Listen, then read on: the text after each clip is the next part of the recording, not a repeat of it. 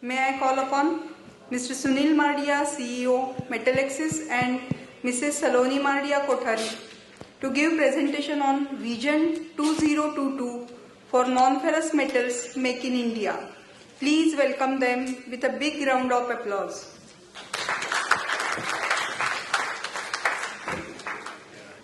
We welcome all the dignitaries and guests for the first ever event organized by Metalexis for the non-ferrous metals industry. And I definitely thank all of you, all the big primary producers, the consumers, the secondary producers, the government organization, MSME, EPC, and everybody that they could make it over here.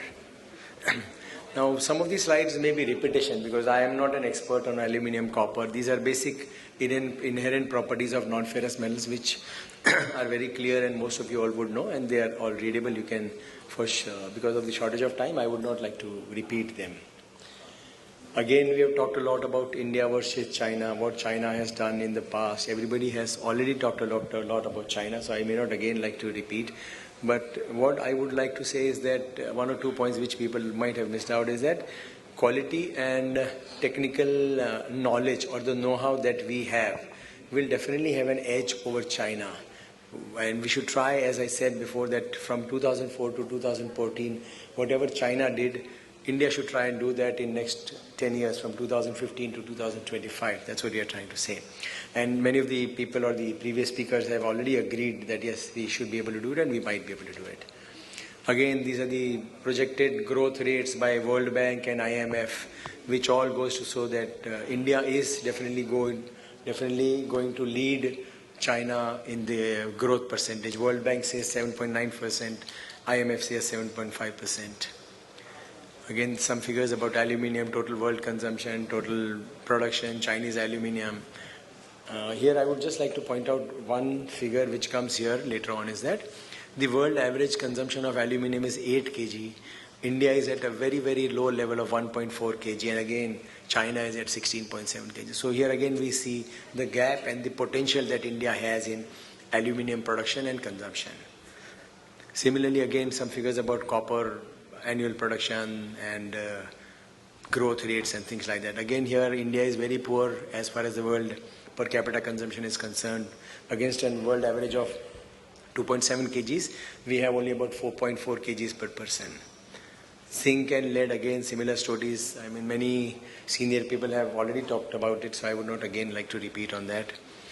There are certain requirements that we have received, from the BHEL and Crompton and other, I think Crompton people were here. Indian Air Force people are also sitting here. There are certain requirements, like this is some Godrej and Boyce requirements, which you all can have a look at. This is a very basic sample of one of the requirement pages of Indian Air Force. These people are sitting here, and if there is any question, you can go and meet them or ask them. As Mr. Hariharan also said in the earlier session that the government, the defense, the Indian Air Force, they are all looking for suppliers. So we need to, the secondary producers need to gear up and increase their productivity as well as the quality so that they are able to meet the requirements of the defense and the Indian Air Force sectors and things like that. Again, this is some basic figures from BHEL. One gentleman from BHEL is also here. Maybe you can meet him. Secondly, India imports a lot of aluminium. These figures you can see. So there is a huge opportunity of import substitute or make in India. New government, Modi ji has again talked about make in India. It may be repetition, but that's what we are here to say. He has reduced the red tapeism, simplified labor laws and things like that. Again, these are certain figures by for the make in India by the government initiatives and things like that. The India advantage, as I said before, that one is the Chinese wages are going up, and India is expected to rank among the world's 3 growth economies as per IMF, World Bank, everything. Favorable demographic dividends, cost of manpower is very low. The India advantage, again, the responsible business houses operating with credibility and this thing. Again, these are very, very standard things that I would not like to repeat. Here I've already added that quality definitely would be an advantage with India. I would definitely like to thank the CM sir and the industry Mr. Subhash Desai sir once again for having shown confidence in Metalexis.com. And Metalexis is a partner. I mean, Maharashtra is a partner state for metalexis.com, and they've given us the permission that wherever, if there is any big industrial investment or if anybody has any problems, we can come to them directly. We can arrange a meeting with the senior bureaucrats and the politicians to sort out their problems or come to some conclusion on new investments. This again, defense sector, I think people have already talked, Hariharan sir, and that what is the demand of defense sector. There are so many other revenues, railways and metro lines and so many things which are being done or which are being projected or planned by the government.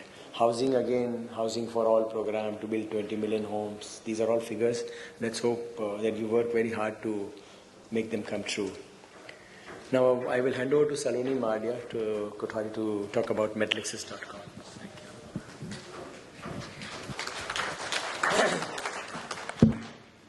This is just a small brief introduction about what we are and what we do. As of now, we have almost 24,000 members registered on our website.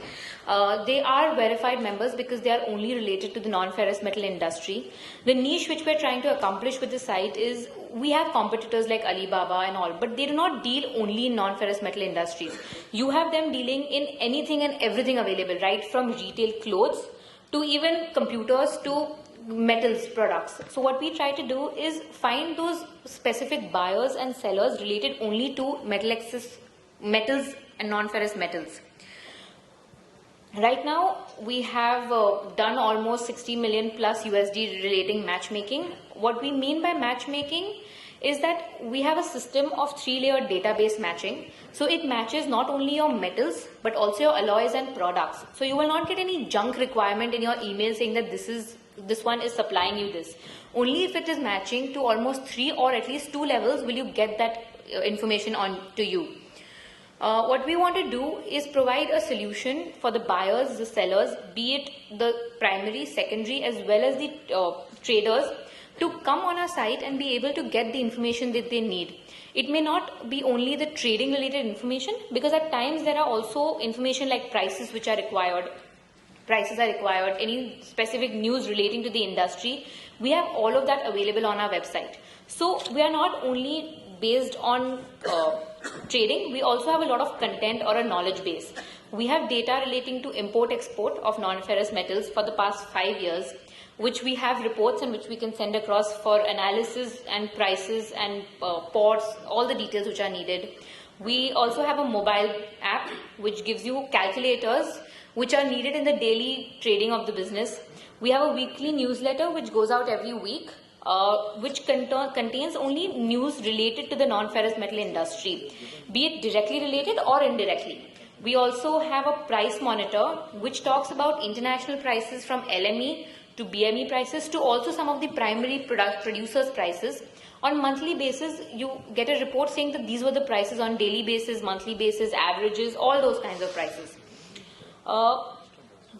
This is just a sample of what is the current trading volume of aluminium and copper. Then what we want to do in the future. What we are right now, we plan to completely revamp and come to a place which is more convenient for everyone to be at. We are planning to add a logistics section, allowing traders and buyers and sellers to find logistic partners through us. We are also tying up with finance sectors, helping to gain finance for the same industry. We also are wanting to get research papers. So all the research is in the market. We are trying to get it across on our site so we can send it in one go, and it is not supposed to be taken from 10 different places.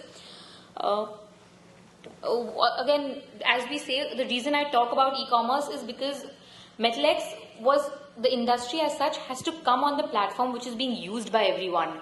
We are still trading by phone calls, or we will go to that person and ask them to deliver it to us. This is a way, e-commerce will become a way of meeting new buyers and sellers. Expected growth is more than double in the next 2 years of the penetration of the internet access amongst the Indian people.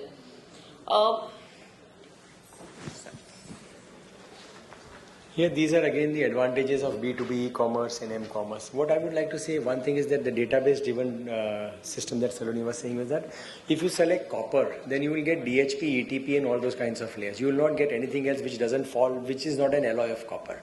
And once you select DHP, ETP, then you will be able to select the product into that. That is tube flat, rod, CC rod, cathodes and things like that. Similarly for aluminum, zinc, tin, lead, nickel. So there is no garbage in and hence there is no garbage out. That's what I'm trying to say.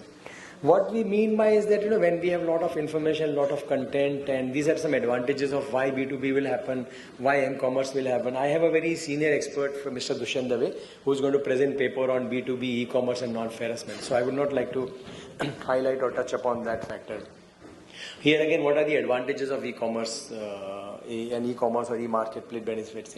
Very simple. I mean, telephone and STD phones used to be so costly. Now emails and SMS is so cheap. It looks very simple, but then you can imagine that the costs have gone down so much. That is what ultimately is going to happen. When you go online, when you do things online, there is no transaction cost. There is so much of time saving and things like that. Administration cost. There is one special feature that we have is the sale of dead inventory. If anybody has got an excess stock or ready material, he can put it online as that feature, which is a special feature, and if anybody wants that material immediately, he will respond back to you. Now, this is my perception of how e-commerce in non-ferrous metal may take place. People can buy a Mercedes online which may be worth about say $1 million or whatever, 3 crore, 4 crore. Because why? Because they have faith in Mercedes that whatever Mercedes gives is branded, will be made and delivered to them.